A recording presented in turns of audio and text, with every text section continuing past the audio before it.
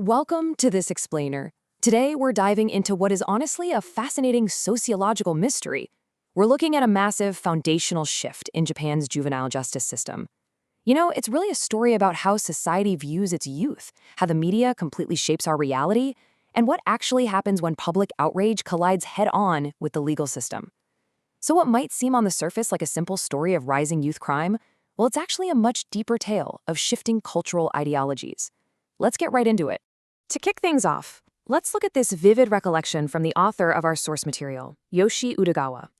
This quote perfectly captures that absolutely invincible feeling of being a schoolgirl in 1990s Japan. It was a really unique era, right? Young people, and particularly girls, were suddenly and aggressively thrust into the media spotlight.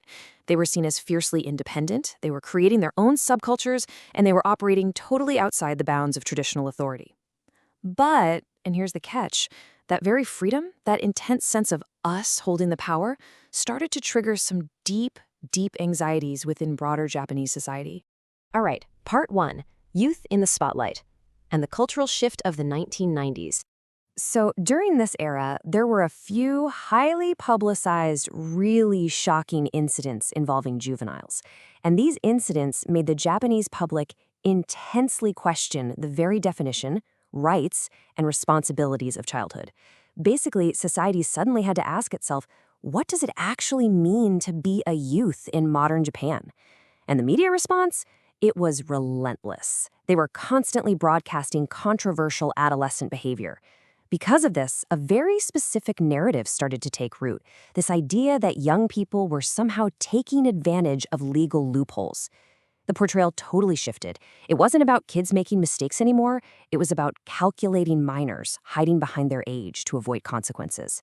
It definitely made for gripping television, but it fundamentally changed how the public viewed the younger generation. Which brings us to part 2, amending the Juvenile Act and the search for a legal solution.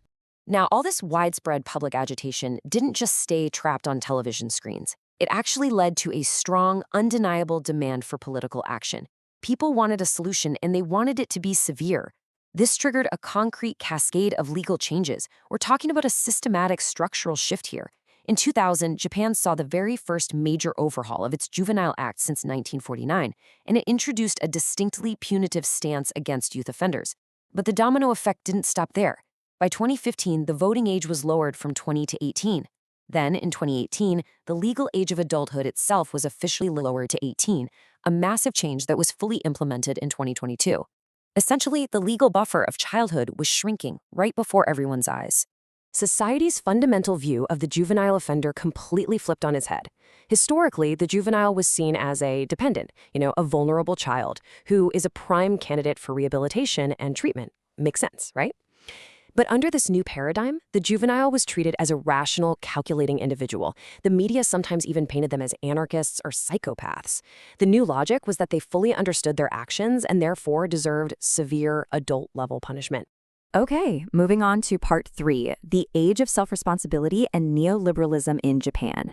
This harsh legal shift against juveniles didn't happen in a vacuum. It actually aligned perfectly with a macro-level ideological shift happening right around the year 2000.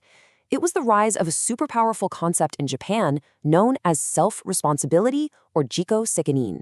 According to our source material, this is basically a neoliberal concept that actually started in the financial markets. Think about it like this. The idea was that if you buy a risky stock and lose all your money, well, it's solely your fault. But around the early 2000s, this strict financial logic started spilling over into complex social issues, including poverty and eventually youth crime.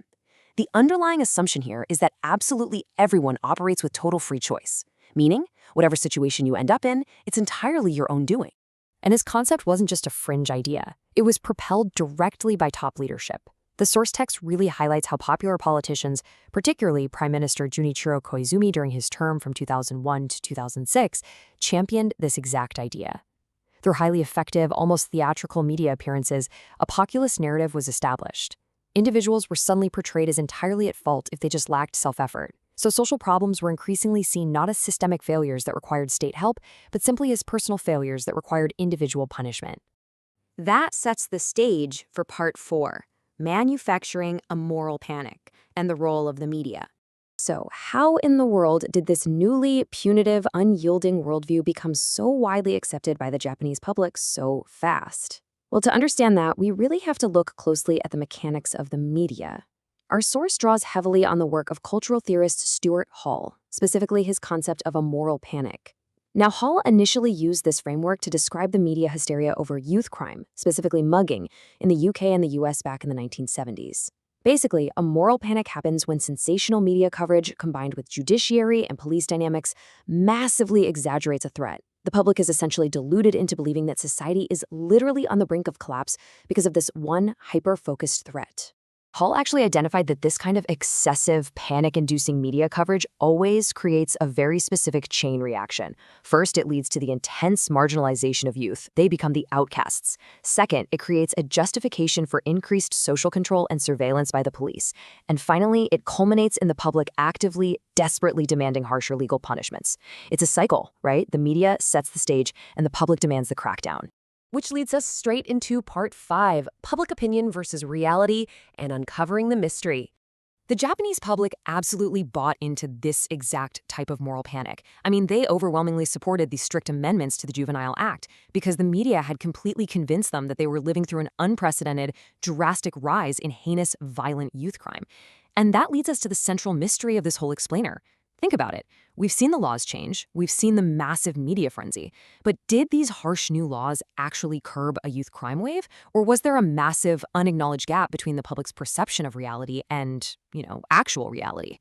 The staggering answer to that question is rooted in one specific year, 2003.